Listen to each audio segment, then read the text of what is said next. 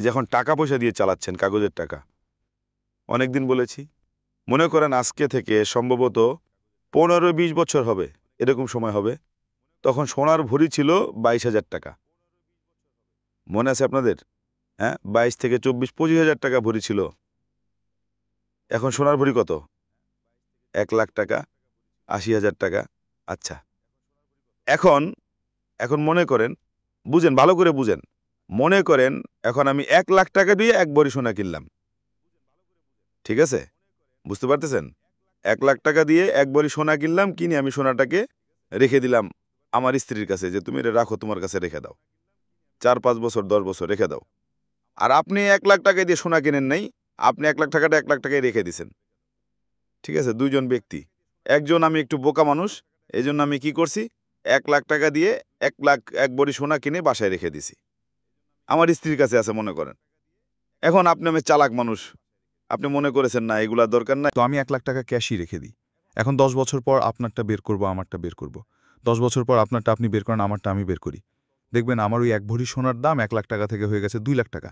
আর আপনার ওই 1 লাখ টাকা 10 বছর পর হয়ে গেছে 80,000 টাকা, 70,000 টাকা বা আরও কম। তাহলে কে চালাক, কে বোকা?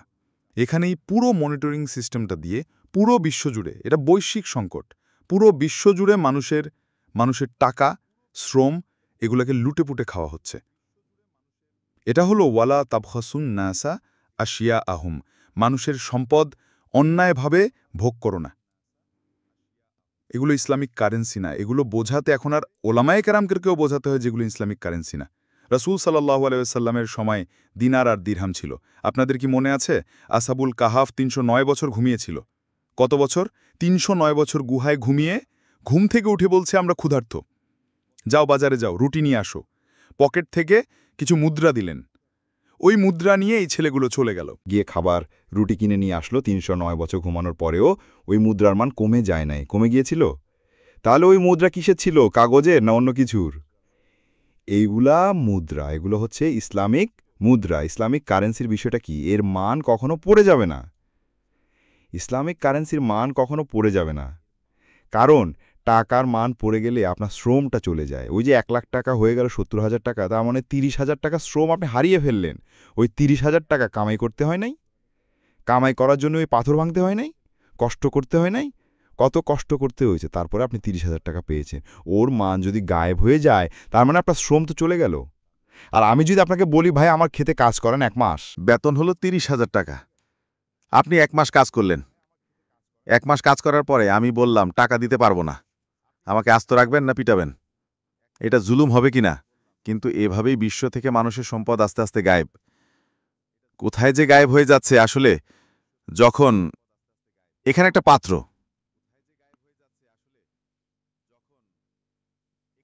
এখানে একটা পাত্র আছে, এখান থেকে পানি নিয়ে আমি এখানে ঢাললাম, তাহলে কোনো জায়গা থেকে পানি গিয়ে কোনো জায়গাতে পড়লো নাকি? নাকি পানিটা বাতাসে গায়েব হয়ে গেছে? হ্যাঁ, বুঝতে পারেন নাই। ব্যবসা করছেন, লাভ লস, কেউ লাভ করবে, কেউ তো লস করবে নাকি? নাকি এটা গায়েব হয়ে যাবে, বাতাসে গায়েব হয়ে যায়? তার মানে যেই সম্পদগুলো বিশ্ববাসী হারাচ্ছে, এগুলো কোনো এক শ্রেণীর কাছে গিয়ে জমা হচ্ছে।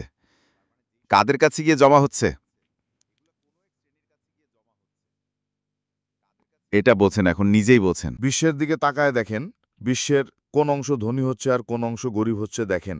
কে বুঝাবে এগুলা? ইকোনমিক্স নিয়ে পড়াশোনাই বা করে কয়জন, আর বোঝেই বা কয়জন, আর এগুলো কোরআন সুন্নাহর সাথে মেলাই বা কয়জন? ওয়ালা তাবখাসুন নাসা আশিয়া আহুম, এই যে আয়াতটা, গভীর আয়াত। তোমরা মানুষের সম্পদ অন্যায়ভাবে লুটেপুটে খেও না।